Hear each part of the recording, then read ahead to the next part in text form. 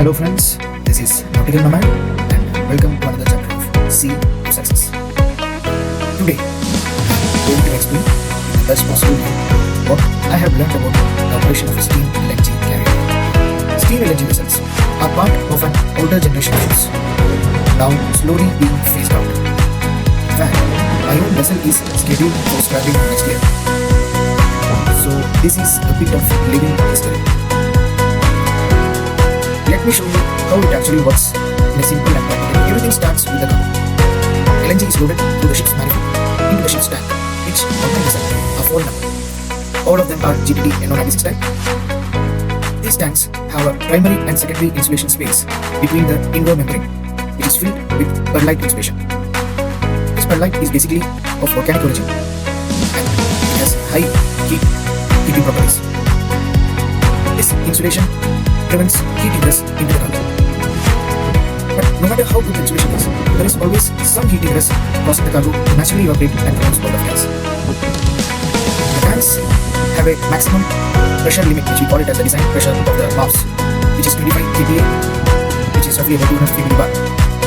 And the automatic venting is set at 23 kilopascal or 230 millibar. The key here is to keep the pressure below these limits and not allow the cargo to warm up. If we remove vapors from the tanks equal to what is generated, the tank pressure remains steady. And if we forcefully remove more gas than what is naturally generated, the pressure reduces, which in turn lowers the cargo temperature. So the question what I ask here is, how do we manage the gas on the ships?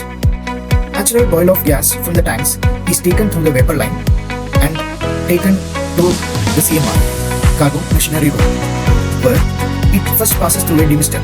Any liquid traces that has been carried on through the vapors into the CMR will be removed by this demister, ensuring only dry gas moves forward towards the LD compressor. As you know, the compressors are designed to compress vapors and not the liquids. So it's very important that no liquid traces are being carried on the LD compressor. LD is basically low duty compressors.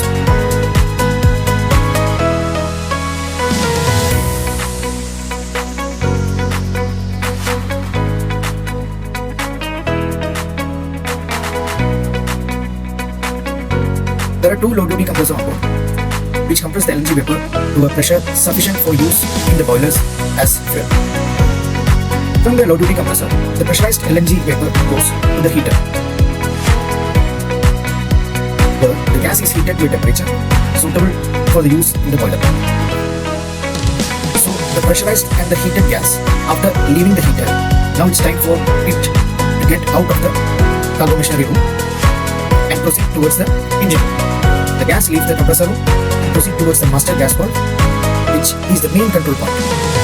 It allows gas to enter the boiler only when all safety conditions are satisfied. If anything goes wrong, such as an ESD activation or a blackout, the valve shuts instantly and the entire gas system is burst with nitrogen from the buffer tank and safely vented through the vent mast.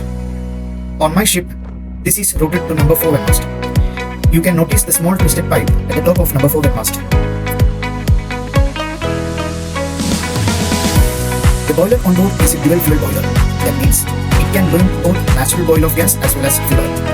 So when enough boil-off gas is available, the ship runs on gas.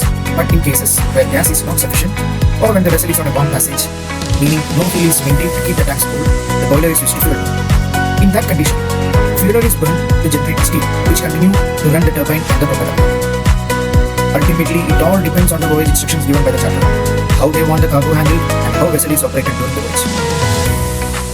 My vessel has 2 massive boilers which form the heart of the ship. Boil-off gas, after passing the master gas valve, is led to the gas hood room.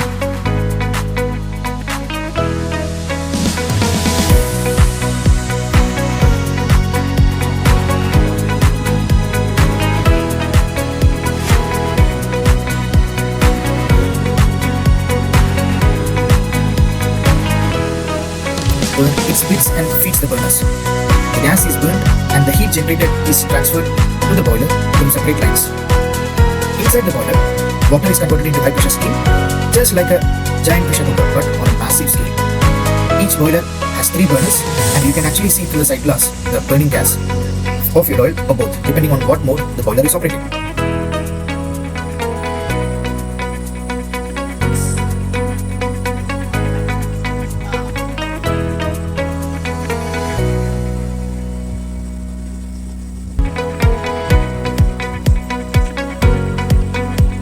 steam then goes to the turbine.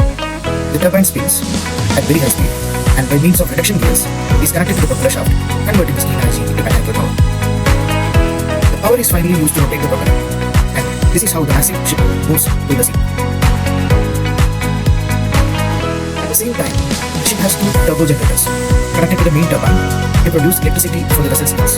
In addition, a diesel generator is also provided as backup. After leaving the turbine, the steam goes to the condenser, where it is converted back into water. This water is then sent to de-aerator, and by using feed pumps, it is returned to the boiler again, and the process continues. Very simple, clean, reliable, and robust.